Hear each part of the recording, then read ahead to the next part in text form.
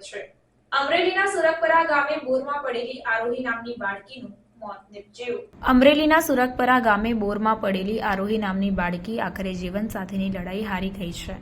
NDRF અને Amreli fire વિભાગ દ્વારા આરોહીને બોરમાંથી કાઢવા માટે 17 કલાક સુધી ઓપરેશન ચલાવવામાં આવ્યું હતું।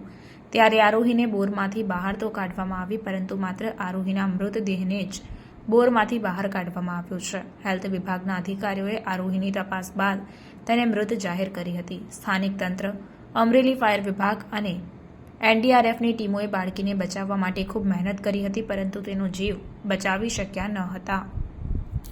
ગઈકાલે બપોરના 12:30 વાગ્યાથી આજના સવારના 5:10 કલાક સુધી આ રેસ્ક્યુ ઓપરેશન હાથ ધરવામાં આવેલું હતું।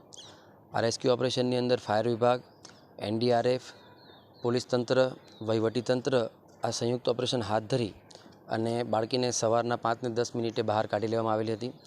આ સમય બાદ તેને સિવિલ હોસ્પિટલ અમરેલી ખાતે લાવવામાં આવી હતી સારવાર અર્થે, પરંતુ અહીંયાના હાજર તબીબશ્રી દ્વારા તેઓને મૃત જાહેર કરવામાં આવેલ છે।